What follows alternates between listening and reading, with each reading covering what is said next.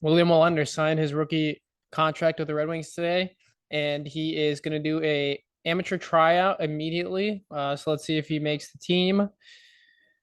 William Wallinder's statistics. Let's check him out real quick. So he's a 6'4", 190-pound Swede. Could consider him a Viking, if you will. This year he had a pretty good year. I'm going to have to move over a little bit. I can't really see. Okay, so went over this yesterday. 50 games, 7 goals, 19 assists, 26 points. Playoffs, he only played 9 games, 1 goal, 2 assists, 3 points. When Sider was the same age, 20, in 9 less games, he had or rather 2 more points than Wallinder. So pretty impressive stuff at the age of 20. You can see the improvement from last year in 47 games.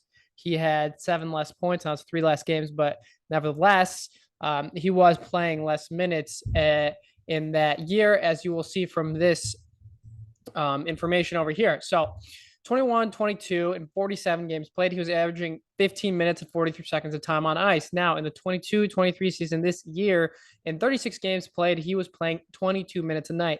The Rugla coach, Abbott, considers a defender who plays around 22 minutes a night across a whole season as a top pair defender in the SHL. So that is what you would like to see. So in a Atlantic article by Max Boltman, Red Wings beat reporter, Abbott said that he reiterated about what every single person says about Wallinder. He's just a very raw talent. His 6'4", 190-pound frame and on-ice discipline jumps off the page. For his player profile, in 97 AHL games, he only racked up 16 penalty minutes. Let's see how that's that relevant, but there you go. The left-handed shot has also scored as a respectable rate in his SHL career, collecting 11 goals and 45 points over that period, or 0.46 a point per game. I think this is about a month or two old article. So he's a story of his life. He decent skater, is decent hands, decent shot. He's not super fast, but if he is somehow able to put it all together, maybe he could be somebody who could log big minutes for the Red Wings. That's something Yzerman actually said specifically. He gets the puck and moves it to the forwards. He should be able to play as a two-way defenseman who can log minutes. That is our goal for him. So like I said, Yzerman is looking for a multifaceted defenseman that can play big minutes, left-handed shot. So we'll see what happens there. I've heard the story about this kid is that he's one of those youths growing up that had it all. And he never really had to work very hard. And then this recent summer, he got cut from maybe it was this winter, he got cut from the World Junior Championship game. And some say that lit a fire under the young man. And he finally is going to have to prove himself. Doesn't work out where you can pull an Allen Iverson and just not practice. Got to put in the effort to see the results in the big league. All right, so moving on from that, Oilers are playing the Arizona Coyotes tonight. Why is that important? Well, Arizona Coyotes have 67 points right now with 8 games remaining. Now, it would be a miracle if the Coyotes squeaked out a point in this game. Now, why would it be a miracle? Well, aside from the fact that they're the 7th worst team in the NHL and they really do not have impressive NHL roster. They're playing Connor McDavid and Leon Draisaitl and all the other assets on the Oilers, but Connor McDavid is 10 goals away from 70. Now, when he was asked about that a couple days ago, this is his response. I mean, sure, nothing's impossible. Obviously you need to go on a big run, and certainly anything is possible. Let's look at his last 5 games. Against Arizona, he had 2 goals most recently. Most recent game against them. And then against Dallas, he had a goal. Edmonton had a goal. So he's got 1, 3, 5, 8, 10 points in his last 5 games.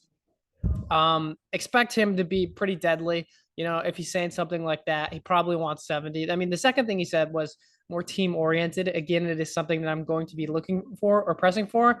Probably not. I mean, it's more important how our team is playing heading into the playoffs. That's the important thing. The thing we work all season for. He didn't say that first, said that second. Just putting that out there. Oilers could honestly win this game 8-2. Who the hell knows? But I would like to be optimistic because it's more fun that way. I think I have to back up here. The other games that we need to pay attention to are these 2 matchups right here. So the Ottawa Senators are playing the Florida Panthers. Let me just make sure that's correct. The game already started. Fantastic.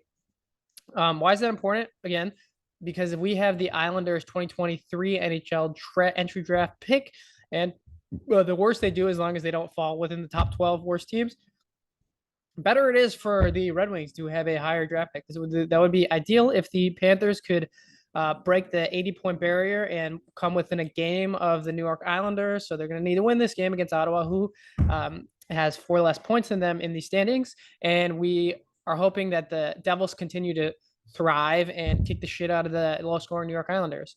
We know Jack Hughes just scored his 40th goal this season. He's absolutely buzzing.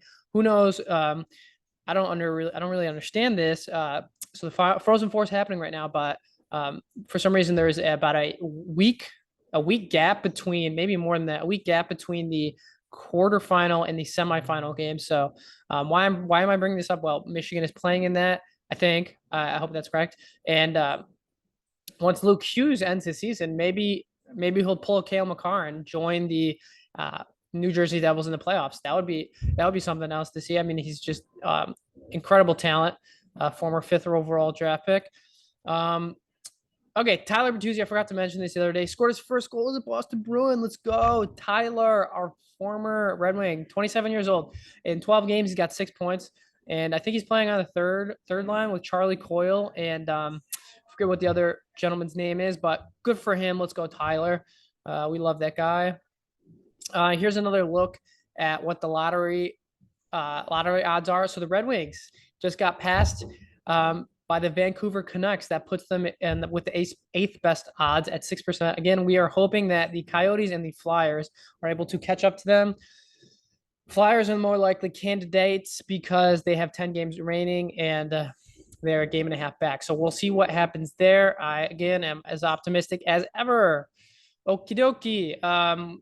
Pretty much just talked about this, really just a visual of what the Islanders have right here, or where the Islanders are at in the standings. Panthers are right on their tail.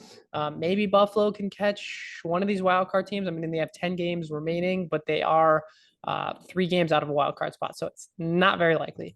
Another news, Ville Husso and Robbie Fabio are effectively out for the rest of the year. So that means the Red Wings are going to have Alex Nedeljkovic and Magnus Hellberg in that snaps, because, you know, we have 10 games left, and we want them to lose. Let's be honest here. Lose for Bedard.